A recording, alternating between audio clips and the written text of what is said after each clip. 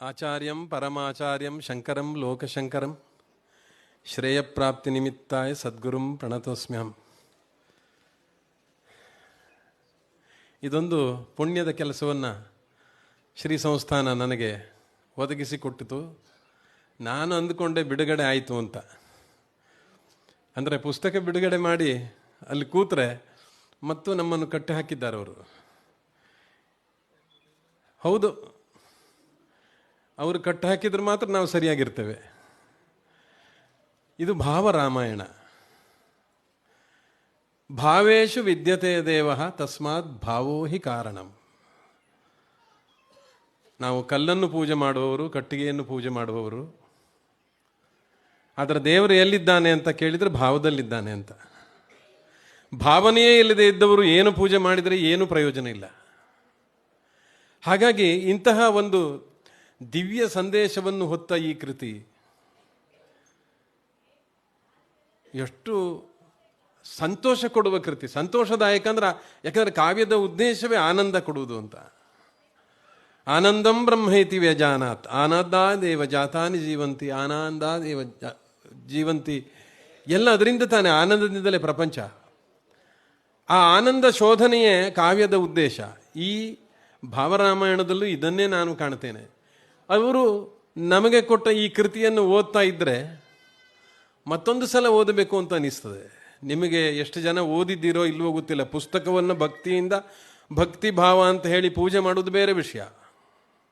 ದಯವಿಟ್ಟು ಪ್ರಾರ್ಥನೆ ಮಾಡ್ತೇನೆ, ಪ್ರತಿಯೊಬ್ಬರೂ ಓದಬೇಕಾದ ಪುಸ್ತಕ ಇದು.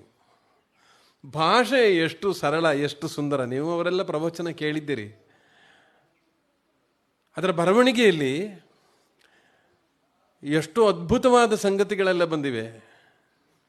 ಇದು ಶ್ರೇಯ ಪ್ರೇಯಸಿನ ಪಾಕ. ನಿಜವಾಗ್ಲೂ ಇದು ಉತ್ಪ್ರೇಕ್ಷೆ ಯಾವ ಮಾತು ಆಡಲಿಲ್ಲ ನಾನು. ಆದರೆ ರಾಮಾಯಣಂ ಅದು ವಿರಾಮಾಯಣಂ ಕಣ. ಅದು ಮುಗಿಯುವುದಲ್ಲ. ಅದು ಕುಮಾರವ್ಯಾಸ ಹೇಳ್ದ, ರಘುವರ ಚರಿತೆಯಲ್ಲಿ ಕಾಲಿಡಲು ತೆರಪಿಲ್ಲ, ಆದ್ದರಿಂದ ನಾನು ಮಹಾಭಾರತ ಬರಿತೇನೆ ಅಂತ. ಹಾಗೇನೂ ಇಲ್ಲ. ಯಾವಾಗಲೂ ತೀರ್ಥವನ್ನೇ ಉಂಟು ಮಾಡ್ತದಂತೆ. ರಾಮಾಯಣವೆಂಬ ತೀರ್ಥ ಹೀಗೆ ಹೊಸ ಹೊಸ ತೀರ್ಥವನ್ನು ಹುಟ್ಟು ಹಾಕ್ತದೆ ನಮ್ಮ ಸಲುವಾಗಿ.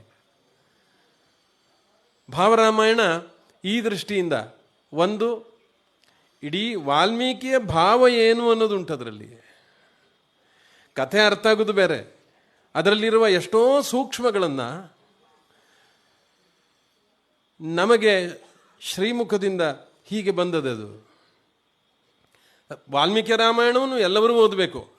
ಅದನ್ನು ಓದಿ ಆಮೇಲೆ ಇದನ್ನು ಓದಬೇಕು.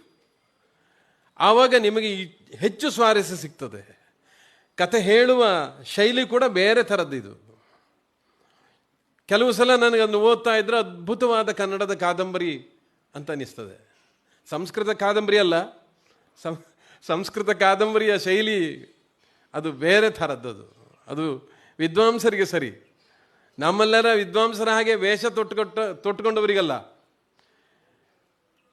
ಅಷ್ಟು ಸುಂದರವಾದ ಸರಳವಾದ ಕನ್ನಡದ ಜೊತೆಗೆ ಆಧ್ಯಾತ್ಮವನ್ನು ಅಲ್ಲಲ್ಲಿ ಹೇಳುವಾಗ ನಮಗೆ ಇದು ಗುರುಗಳು ಹೇಳ್ತಾ ಇದ್ದದ್ದು ಅಂತ ನೆನಪಾಗಿಬಿಡ್ತದೆ.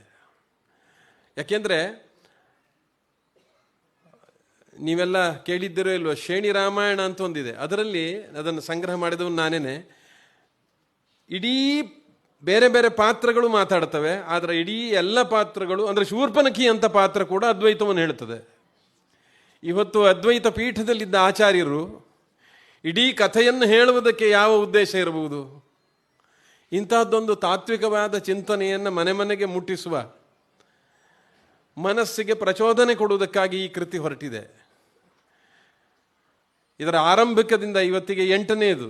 ಗೋಪಾಲಕೃಷ್ಣ ಅಂತ ನನ್ನ ಹೆಸರು. 8ನೇದನ್ನು ಬಿಡುಗಡೆ ಮಾಡುವಾಗ ನನಗೆ ಕೃಷ್ಣನ ನೆನಪಾಯಿತು. ಬಹಳ ಚೆನ್ನಾಗಿದೆ. ಇನ್ನೊಂದಿದೆ, ಮತ್ತೊಂದಿದೆ ಅಲ್ಲ. ಇದರಲ್ಲಿ ರಾಮತೀರ್ಥ ನಮ್ಮ ಪಾಲಿಗೆ ಇದರಲ್ಲಿ ಸಿಗ್ತದೆ.